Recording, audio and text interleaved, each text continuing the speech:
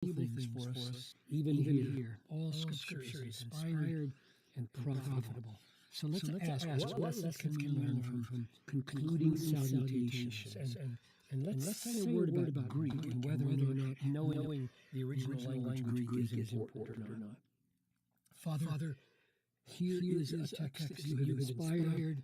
Peter didn't write this in vain. He could have left it all out if he wanted to. He meant for us to see something valuable. Show us some of what that is. Stop praying in Jesus' name. Amen. By Silvanus, a faithful brother as I regard him, I have written briefly to you, exhorting and declaring that this is the true grace of God. Stand for a minute. We'll spend a couple of sessions on this, but let's just ask now about Silvanus, faithful brother I have written. Notice it says, I have written. So this letter is from Peter, as we know from the first verse of the book. But he says that he has written it by Silvanus. And pretty much most everybody agrees what that means is that Silvanus, as we encounter in the letters of Paul, also was a scribe or a secretary or an amanuensis, and Peter was dictating. And we don't know why that was the case, but it seems to have been the case. And it's interesting. Peter didn't have to say that here. He could have just said, "I've written briefly to you, exhorting," and just left Silvanus out. But this is an illustration of I call it full disclosure. There are no secrets. He's not trying to hide anything. And as soon as he mentions him, he calls him a faithful brother. And you might ask, well, if he's only a secretary, taking down what Peter says, why do you need for him to be faithful and a brother? I mean, an unbeliever could do that if he was a good scribe. And wouldn't it be the case that he wants to stress that even though they probably know who Silvanus is the same person we meet in all likelihood, since it's the same name in 1 Thessalonians 1 and 2 Thessalonians 1 and 2 Corinthians 1:19, a partner in Paul's ministry, so it shows that there's overlap between Peter's team and Paul's team. And they probably knew who Silvanus was, and he emphasized he's a faithful brother because perhaps Peter may have been blind. I mean, I'm just making this up to show that there may be more reason for this than we realize. And if he's blind and he's dictating, then Silvanus has a huge stake in being faithful, that he doesn't do something Peter can't check and distort what he says. And even after, just forget that idea that Peter might have been blind by this time, but that as soon as that letter goes into Silvanus' hands, you have to trust him that he doesn't ruin it or distort it in some way. And this simply reminds me, all of us, I think, that we make huge choices pretty much every day in our lives based on a trust of people's faithfulness, don't we? I mean, even simple things like the person coming down the road toward us at 60 miles an hour is not going to swerve over our lane. We go on evidence that people aren't going to likely do that. But even in bigger matters, we trust people, and there's evidence for trusting people and regarding them as faithful. Taking Peter's word for it, that Silvanus is one of those. And we marry, and we take jobs, and all of this, not with the kind of mathematical proof that a marriage won't go bad, but with a huge sense that I trust your faithfulness. And so I just draw your attention to the fact that trust and evidence for faithfulness, which cannot always be quantified, are valid and real and a good and wise way to live. And that's the way we do it. So Peter is saying, yes, I've written through Silvanus. He is a brother. He is faithful, and he has my stamp of approval, and I have written briefly to you, which means even though this is a 5-chapter long letter, there's a thousand things to be said about the glories of Christianity. And so this is a brief letter.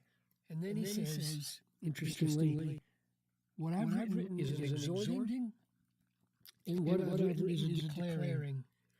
And right here comes the issue of Greek. This word declaring here is, there's several words that mean declare in Greek. This one is unusual and means declare as a witness. Or as a testimony. In other words, I'm involved in this. And you can't see that without Greek here. That is epimartyreo, and not katalelo or something like that.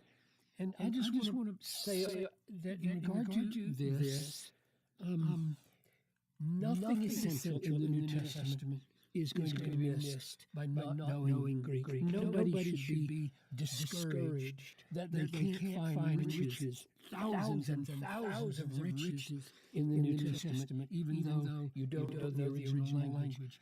But it can be enriching. Let me just point out something interesting here. So he's exhorting and declaring as a witness. When you go back to chapter, verse 1 of chapter 5, it says, so I exhort, that's the same word as exhorting in verse 12 verses later. I exhort the elders among you as a fellow elder and a witness. So that connection, I exhort as a witness, compared to I have been exhorting and declaring as a witness. You wouldn't be able to see that connection without Greek, to know that behind this word witness is a stem that's the same as that word declare as a witness. Now, why might that be significant?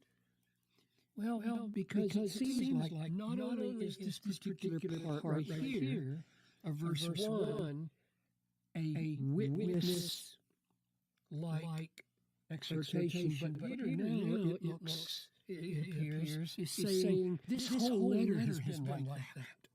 This whole letter has been my exhorting and declaring as a witness. I'm putting my whole letter under the banner of I've been there. I've seen Jesus. I've tasted suffering. I know what I'm talking about. I'm not writing theoretically. That's the main lesson I'm getting from this. When these two words go together, just like these two words go together, it's saying I write as one who has tasted. I've experienced it. And I just want to encourage all of us to talk that way and write that way. Let's not be theoretical. Let's not just propound things because they sound intellectually interesting. Let's talk what we've known, what we've tasted, what we've seen, what we've heard. Let's let it be a witness character in all that we write. I think that's what Peter wants to say by including this word and not just this word. And maybe just a closing comment about the word exhorting.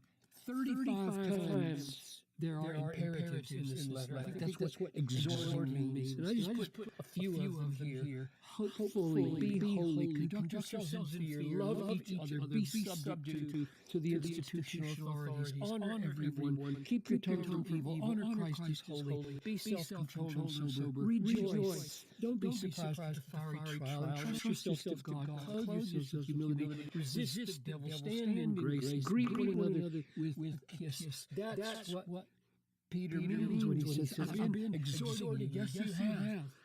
And that's so much of what Scripture is and what the Christian life is. We are people who need guidance from God.